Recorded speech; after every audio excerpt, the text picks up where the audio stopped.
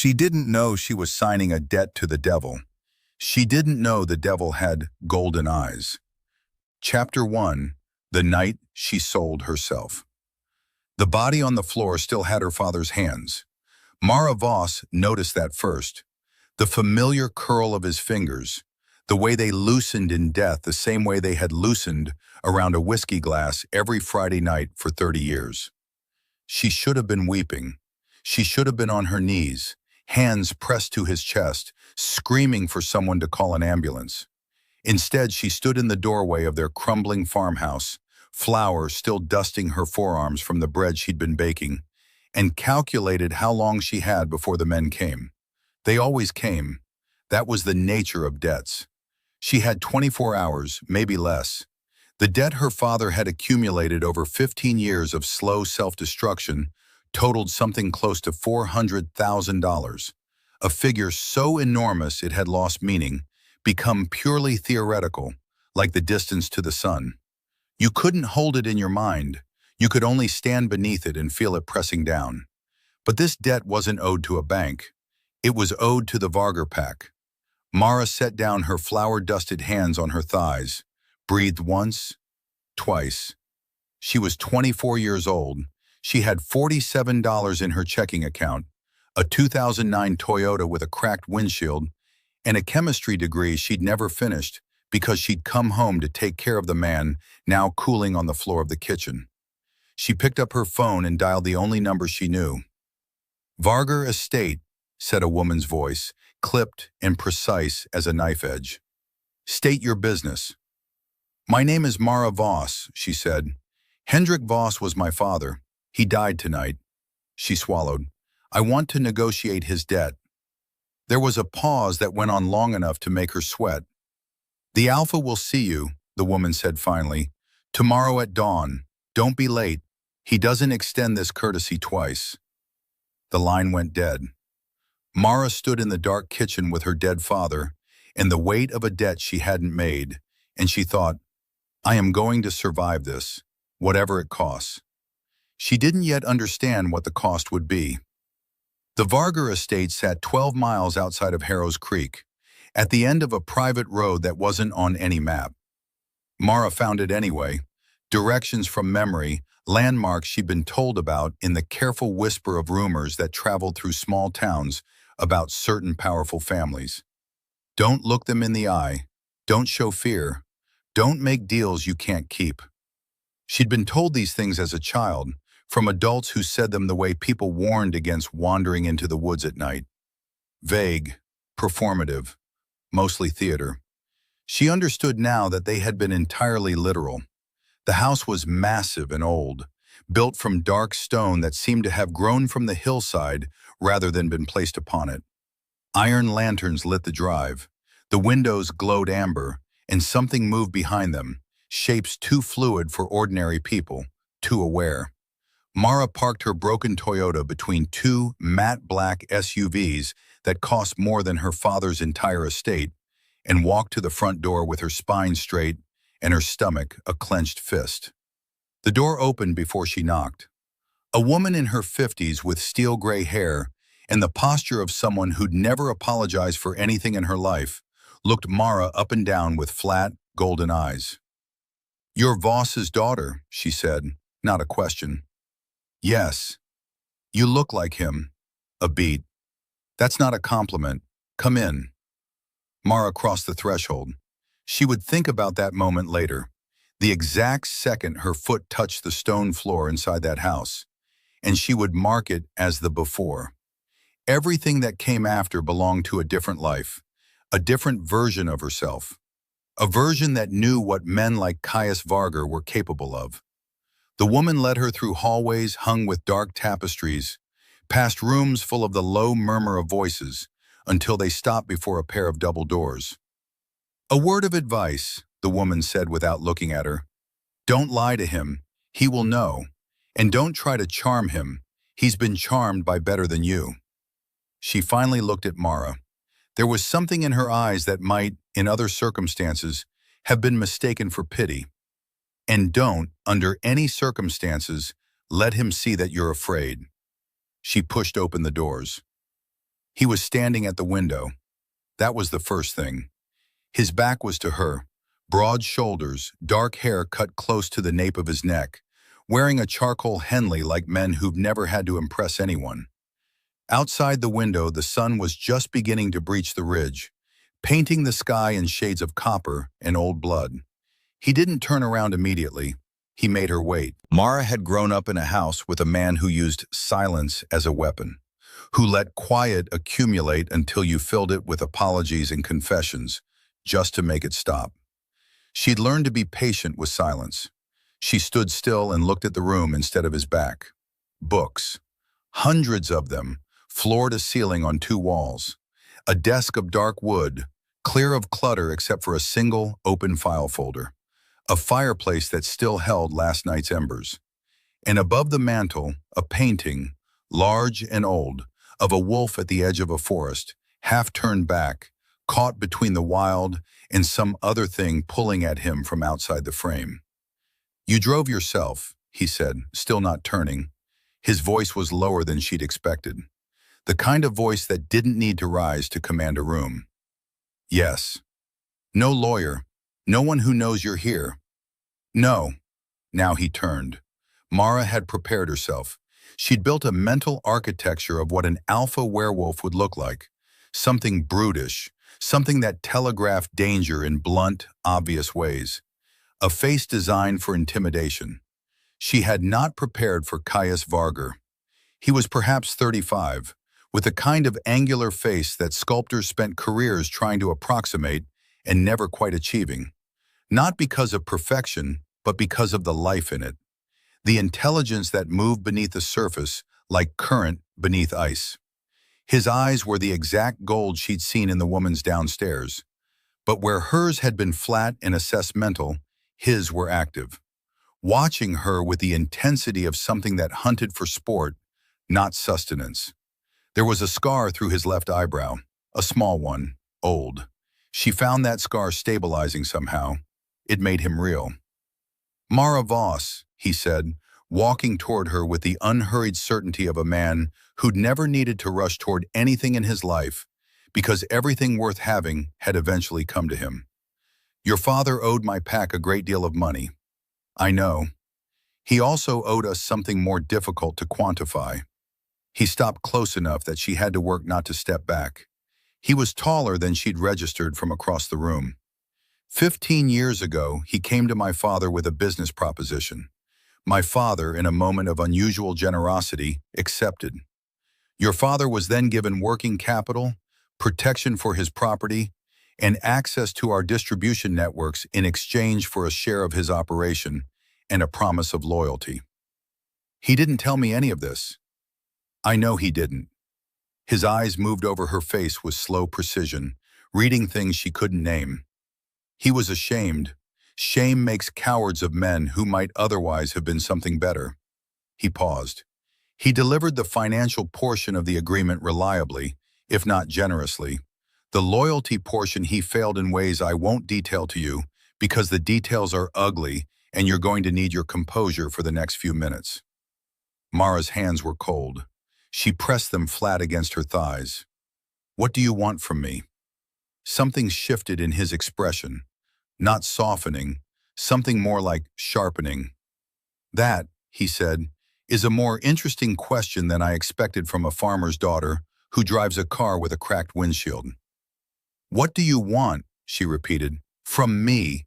Not from his estate, not from his memory, from me."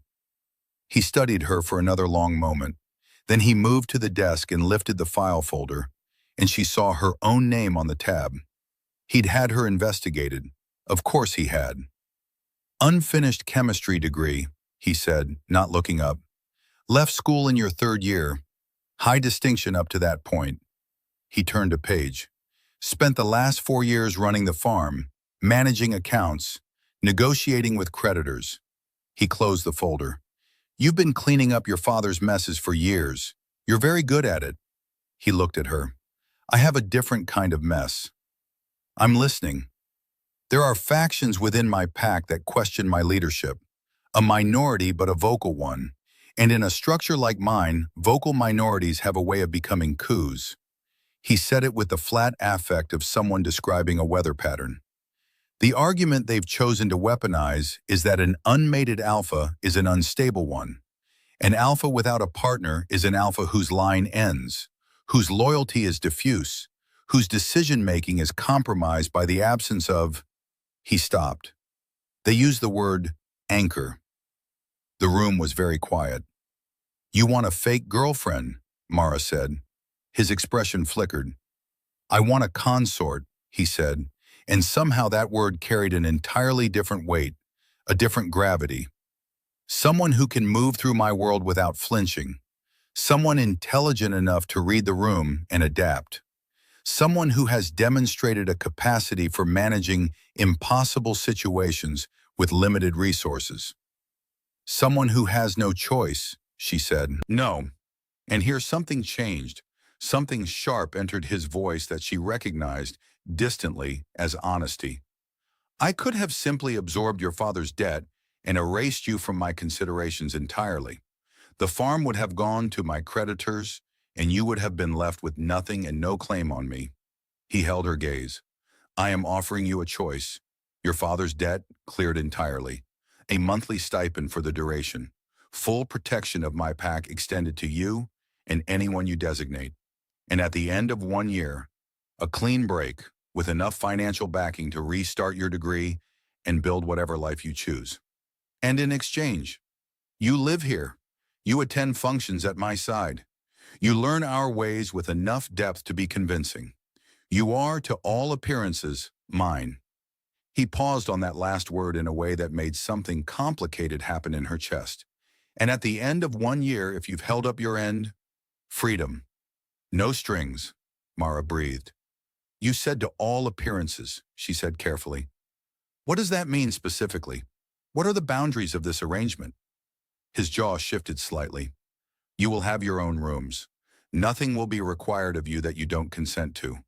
The performance of intimacy in public is a matter of optics. A hand, a look, proximity.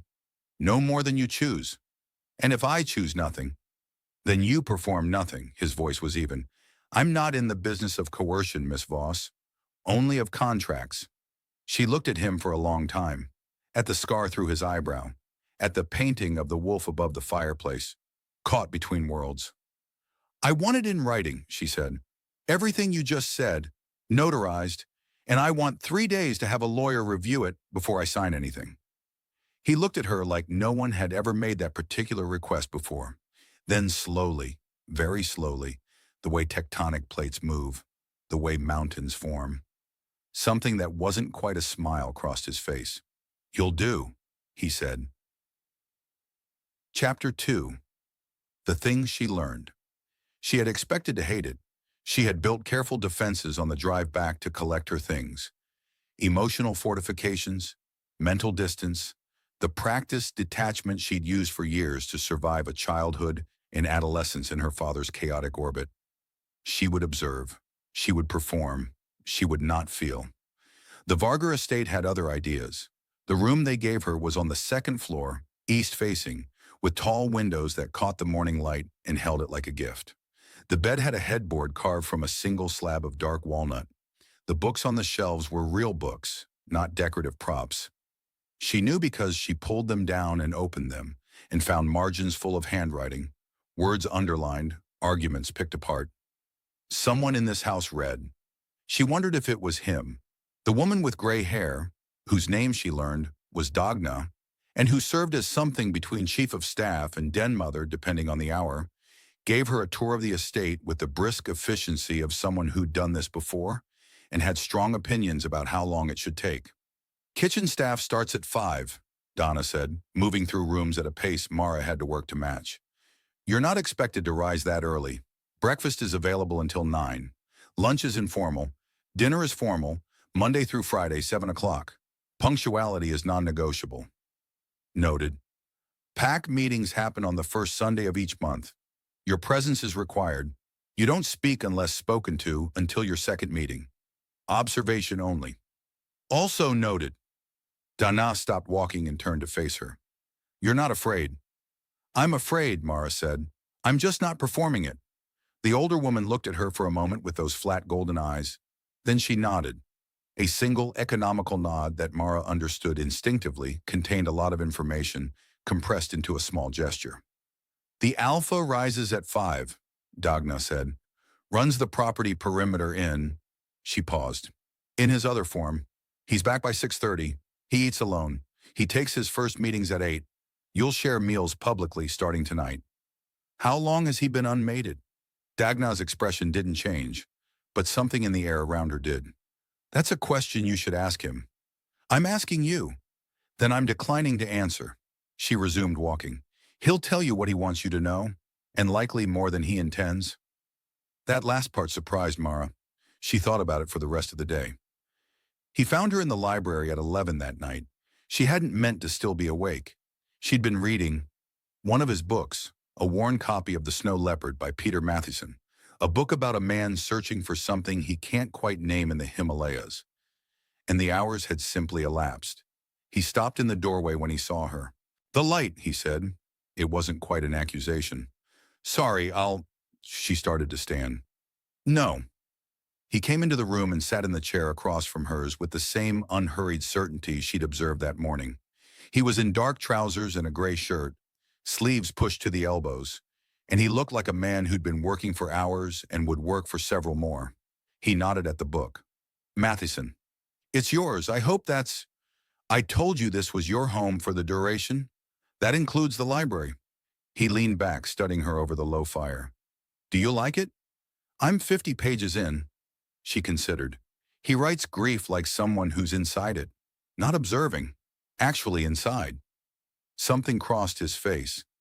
His wife died while he was on that journey. I know, that's what I mean. She set the book on her knee. He never stops moving, and he never stops mourning, and somehow those two things don't cancel each other out. They just... She searched for the word. Coexist. The fire popped. Somewhere outside, an owl. How long has it been since you mated? She asked. His eyes moved to hers sharply. Dagna told you I was previously... Dagna told me nothing. You called it a previous arrangement in the contract, and the way your pact talks about the mating question has the weight of something recent. She held his gaze. You don't have to answer. A long silence. 3 years, he said. Her name was Isolde. She chose to leave the pack. He said it with perfect neutrality that told her everything about the cost of that neutrality. In our world, an unchallenged separation is unusual. It required a great deal of political management. That's why your position is vulnerable now. Partly. What's the other part? He looked at her for a long moment. You ask a great deal of questions for someone who is supposed to be a consort. I ask questions because I'm supposed to understand your world well enough to move through it convincingly. I can't do that if I'm operating on half information. She met his gaze. Unless you'd rather have a consort who smiles and nods and doesn't understand anything, that seems like it would serve you worse. The fire, the owl, the long silence. The other part, he said slowly, is that my father's era was built on a coalition model. Many families, shared governance, rotating authority. I believe in a different structure, stronger central leadership, clearer accountability. He paused. Change makes people afraid. Afraid people look for reasons to discredit the one asking them to change. And a lone alpha is an easy target. A lone anything is an easy target. She thought about that, about her father, alone in his decisions, alone in his debts, alone in his dying, about herself, alone in the kitchen doorway, calculating. I'm going to be honest with you, she said, please. I don't know how to be a consort. I don't know your social architecture or your hierarchies or your customs. I'm going to make mistakes. She paused. But I'm good at learning, and I'm good at not flinching, and I won't embarrass you. He was watching her with that sharpened attention she was beginning to recognize as his version of being interested in something. Why did you leave university? He said. My father got sick. You gave up your degree to care for a man who was bankrupting you. He was my father. He was destroying you. He was doing both, she said quietly. People contain multitudes, even bad ones. Another long silence. The fire was dying to coals. You should sleep, he said, standing. We have dinner with 3 senior pack members tomorrow. They'll be watching you very carefully. What should I know about them? He was at the door. He paused and she could see him deciding something. Aldrich Voss, he stopped. Not related to you. He's my father's oldest ally and the primary voice of the opposition. He'll be polite to your face and devastating behind your back. He turned partially back to her. Fen Hale is his counterpart. Younger, ambitious, wants my seat. He's more dangerous because he's less patient. Another pause. And Nessa Caro has been in love with me since we were children and has never quite given up on that. She's not malicious. She's just watching. Always. Mara nodded, processed. What do they need to see? She asked. To believe this. He was quiet for a moment. They need to see that I look at you differently than I look at everyone else. Her breath caught, quiet and small. I can't perform that, he said. I don't perform things. He held her gaze across the dying fire. But I can promise you this. I will not waste the intelligence you bring into a room. I will not treat you like decoration. And when they test you, because they will, I will stand in your corner. He left. Mara sat in the library with the dying fire and the open book on her knee, and she thought about what it meant, what it actually meant, that the most honest thing anyone had said to her in years had just come from a werewolf alpha she'd known for 36 hours. She read until the fire went cold. Chapter 3. The Dinner. She wore green. She'd brought little, a week's worth of practical clothes, the nicest of which was a forest green silk blouse she'd bought for a job interview 2 years ago and never used. She wore it with dark trousers and the one pair of heels she owned, and she put her hair up because she'd always thought it looked tidier, and then, at the last moment, took it down again. She wasn't here to look tidy. She was here to look like his. She didn't examine that thought. He met her in the hallway outside the formal dining room at 5 minutes to 7. He'd changed. Dark suit, no tie, the top button of his shirt open. He looked like someone who wore authority the way other men wore cologne, not applied, but emanating. He looked at her. That was the sum of it. He just looked at her, fully, the way people almost never looked at each other in the ordinary traffic of daily life.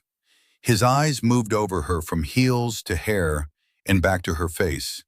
And when they settled there, something in them was different from anything she'd cataloged in 36 hours of careful observation. Good, was all he said. But the way he said it made the single syllable carry the weight of a paragraph. He offered her his arm. She took it. His forearm was solid beneath her hand, warm in a way that registered as more than human warmth, the specific heat of something that ran hotter than ordinary biology. Remember, he said quietly, leading her toward the doors, don't flinch. I don't flinch. I know. Something in his voice was almost approving. That's why I'm not worried. Aldrich Moss was exactly as described, silver-haired, gracious, with eyes that smiled while the rest of him calculated. He kissed Mara's hand with practiced charm and said something flattering about her that she recognized instantly as the opening move of a long game. Fen Hale was younger than she'd expected, perhaps 28, broad through the shoulders, with a restless quality that expressed itself in small ways. A tapping finger, a scanning gaze, a barely perceptible forward lean whenever anyone said something he disagreed with. Nessa Caro was breathtaking. There was no other word for it. She had the kind of dark, classical beauty that stopped rooms, and she wore it with the unself-consciousness of someone who'd never needed to perform it. She looked at Mara with eyes that held no hostility, only a deep, careful measurement. And then she looked at Caius, and Mara saw what unrequited longing looked like when it had learned to wear a polite face. She felt, unexpectedly, a pang of something toward the woman that wasn't quite sympathy and wasn't quite recognition. Dinner proceeded through 4 courses and a political minefield. Aldrich opened the assault over the soup. We're all so delighted that Caius has finally found someone, he said, with the warmth of a man who was delighted by nothing of the sort. Though I confess we were surprised. You've been so private about the courtship. Some things deserve privacy, Caius said, with an ease that was entirely genuine. He reached over without looking and covered Mara's hand with his, just briefly, just the press of warmth and weight. Not everything belongs to the pack. Aldrich smiled. Of course. And Miss Voss, forgive me, I understand your family has some history with our pack? My father had a business arrangement with the Varger estate, she said. Yes. A complicated history. Most histories worth having are. A small silence. Fenhale's fingers stopped tapping. And you grew up in Harrow's Creek? Nessa asked. Her voice was low and genuinely curious, without Aldrich's performative warmth. On the property outside of town, mostly. You studied chemistry? Mara looked at her. For a while. What drew you to it? This was not part of the script. No one had warned her about sincere questions. The idea that everything has a nature, Mara said, that if you understand a thing's fundamental structure, you understand how it will behave, what it will bond to, what it will resist. She paused. I found that reassuring. The idea that behavior follows from nature. Nessa was quiet. Then, do you believe that applies to people? I believe it applies to everything. Across the table, Aldrich was watching this exchange with the expression of a chess player who has just seen an unexpected move. Caius said nothing, but under the table, where no one could see, his knees shifted, almost imperceptibly, until it rested against hers. It was not an accident. She did not move away. They sat like that, a point of contact hidden from the room for the rest of the meal. Afterward, walking back through the hallway toward the stairs, he said, Behavior follows from nature. Don't make fun of me. I'm not. He stopped at the base of the stairs and turned to look at her. The house was quiet around them, all the guests gone, just the low sounds of staff clearing the dining room. Aldrich will report to the council that you're sharper than he expected. That's not good for him and not bad for us. He paused. Fen doesn't know what to make of you yet. And Nessa. A long beat. Nessa, he said carefully, looked at you the way people look at something that surprises them. She's looking for cracks, Mara said. She loves you. She wants to find where this doesn't hold. His jaw moved slightly. This will hold, he said. It sounded, she thought, like more than just a strategy. Chapter 4. The moon, Dursorgsonnen. 3 weeks into the arrangement, she saw him shift for the first time. She hadn't planned it. She'd been unable to sleep. A recurring problem in a house full of low-level sounds that were just wrong enough to keep her nervous system alert, and had gone down to the kitchen for water and then, restless, outside. The property at 2 in the morning was a different world. The fields stretched away from the house in darkness, the ridgeline lit by a moon that was 2 days from full and already pressing its influence on the air.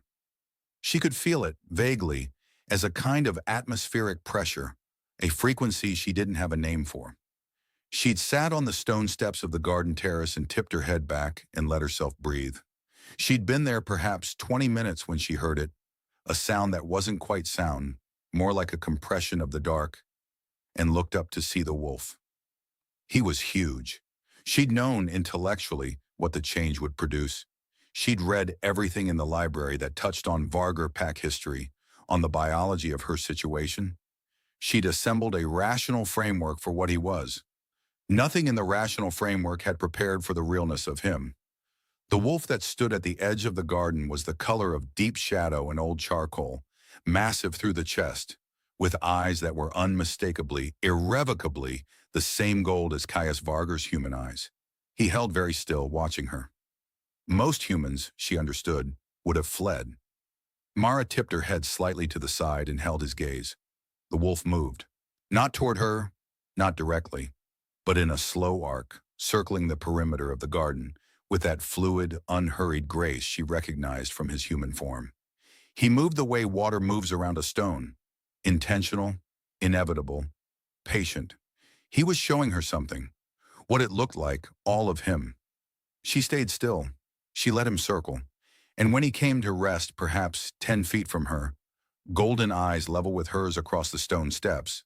She said quietly, because the night felt like it required quiet. "I'm not afraid of you." His ears shifted, just slightly. "I should probably be more afraid of you than I am," she admitted. "That's probably a character flaw." Something in the wolf's posture changed, not relaxing. He was never fully relaxed. She was beginning to understand. There was always something watchful operating beneath the surface, but settling, as if some tension had discharged. He lay down, just like that, folded those enormous legs beneath him, and lay down on the garden stones 12 feet from where she sat, and put his heavy head on his paws, and watched her with gold eyes that held no threat and no performance. They sat like that for a long time. When she finally went inside, she didn't look back, but she heard him rise and heard the soft fall of heavy paws across the stones, following her to the door. Not following her inside, just seeing her there. She didn't speak of it the next morning, nor did he, but something had shifted in the architecture of the house, in the specific frequency of the silence between them when they occupied the same room. Less distance, not none, but less. She began to learn the texture of his moods the way you learn the weather patterns of a place you've decided to live in.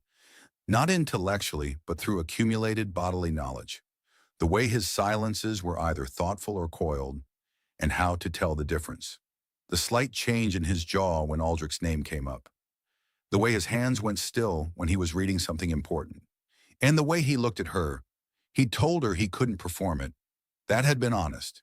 He looked at her the way he described, differently from everyone else in the room. Not because he was acting, but because something had happened in the arithmetic of who they were to each other that neither of them had quite accounted for. She was aware of it the way you're aware of a change in altitude. Present, undeniable, recalibrating something without asking permission.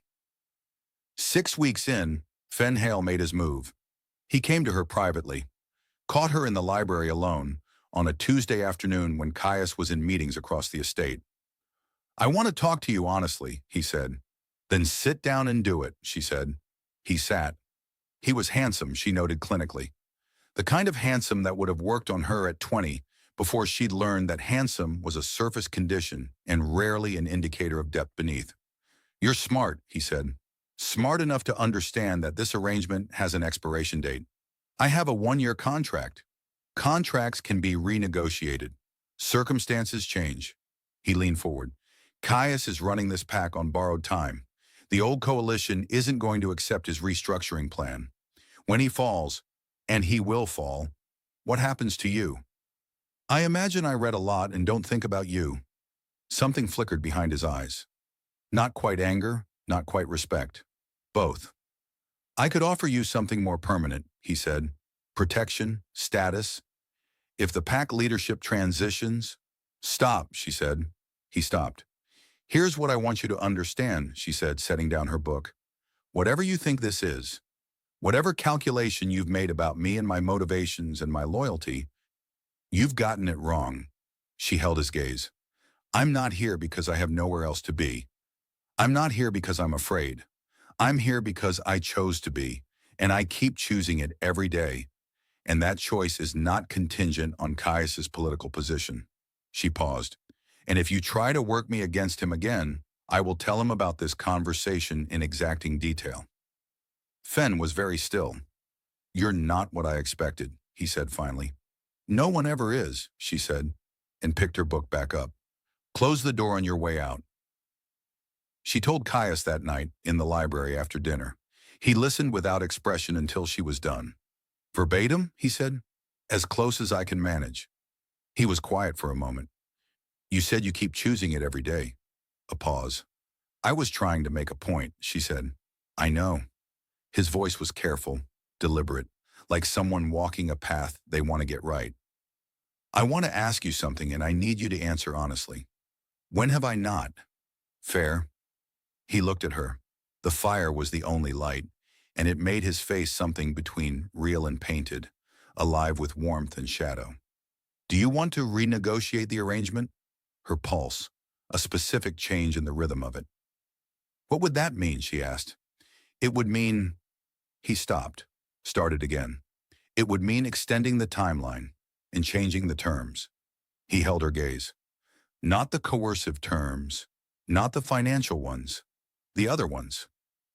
The fire, the appearance ones, she said carefully. Yes, she set down her book.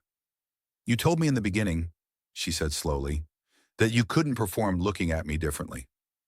She washed his face. You said you don't perform things. I don't. So when you said you wanted to change the terms, she breathed. You meant the appearance of something that isn't actually an appearance anymore. He was very still. Yes, he said. The word fell into the room and changed everything. Chapter 5. The choice that wasn't. She didn't answer him that night. She thought he might push. She'd known men who mistook silence for hesitation, who pressed advantage in the gap between stimulus and response. He did not push. He let her take the question home with her to the east-facing room and the walnut headboard in the morning light. She lay awake and turned it over. She'd come here to survive. She'd come here with her defenses intact and her expectations minimal, and her heart behind several walls that she'd built carefully over years of practice. She had not expected him to be worth more than strategy. She had not expected to want to stay. That was the truth of it, unadorned. She wanted to stay, not because of the debt cleared or the stipend or the warm room in the library. She wanted to stay because she had found, unexpectedly, in the most improbable of places, the territory of an alpha werewolf who'd bought her contract, something that felt, against all odds and reason, like home. She went to him at 6 in the morning. He was in his study, already working, hair still damp from his run. He looked up when she came in, and something in his expression registered the hour and her presence, and reached a conclusion before she'd said a word. The terms, she said, staying in the doorway. I want to change them. He set down his pen. Not extend, she said. Not adjust the timeline and keep everything else the same. She held his gaze. I want to remove the expiration date entirely. I want to make it real. She paused.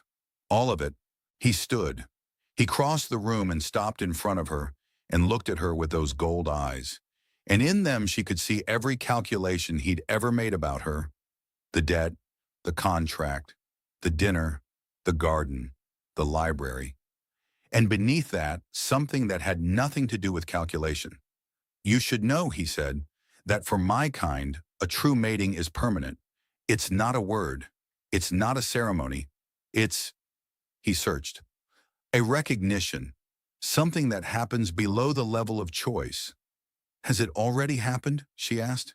His jaw moved. For me, he said, yes, several weeks ago. He paused. I didn't tell you because the contract, I know. She did know. He'd built her a door out every day and kept it unobstructed because that was what an honest man did. I know why you didn't tell me. And for you? She looked at him, really looked at him, through every wall she'd built, past every defense. And she felt it, the thing he'd called a recognition. Not new. It had been there since the garden, maybe before. She'd been calling it other things. Yes, she said, for a while. He closed the remaining distance between them, and his hand came up to her face, just his palm against her jaw, warm and careful, asking the question physically that words had already answered. She tipped her chin up. He kissed her like someone who had been patient for a very long time and was done with patience. #Epilogue. 1 year later. The moon was full. Mara stood on the garden terrace. Their garden terrace. She'd stopped thinking of it any other way months ago, and felt the familiar pressure of the moon against the night. That frequency she'd finally learned to name. Pack instinct. The pull of the pack on the human they'd accepted as Alpha's mate. She felt them out there in the dark, Caius and the others, running the ridge in their other forms. The low, beautiful frequency of pack togetherness that she could now sense at the edges of her own nervous system. A gift she hadn't expected. She wasn't one of them, not in blood, not in biology, but she was of them in some other way that Dagna had tried to explain once and then given up and simply said, It happens with the right mate. Don't analyze it. Feel it. She'd taken that advice. The debt was gone. The contract was shredded. Actually shredded, Caius had done it himself, laughing one morning 2 months in when she'd asked why he was smiling. Because, he'd said, I finally understand what Mathieson was writing about. The thing he was searching for in the mountains. What was it? She'd asked. He'd looked at her. He didn't know what to call it either, he'd said. He just knew it was worth everything. Aldrich had retired from the council in March, the opposition faction fragmenting without his architecture. Fenhale was still ambitious but had redirected it, productively, toward a territory dispute in the northern pack boundaries where his particular energy was useful. Nessa Caro had sent flowers to the mating ceremony and a note that read, I'm glad it was you, Mara had written back. I know they'd had coffee 2 weeks later and found, to the surprise of both of them, that they liked each other. The wolf emerged from the tree line. He moved through the meadow toward her with that unhurried certainty, and at the edge of the garden stones he stopped, and they looked at each other across the dark. The woman from the crumbling farmhouse with flour on her hands and $47 and a spine her father hadn't managed to break, and the wolf who'd offered her a contract and received something he hadn't negotiated for. Something neither of them had seen coming. She sat down on the stone steps. He crossed the garden and lay down beside her, heavy and warm against her side. Golden eyes tipped up to the full moon. She leaned into him. The moon rose higher. The debt was paid. And what was left, what had always been waiting beneath the math of obligation and survival, was something with no price and no expiration and no architecture anyone had drawn up in a file folder. It was just this. It was enough. It was everything. The end.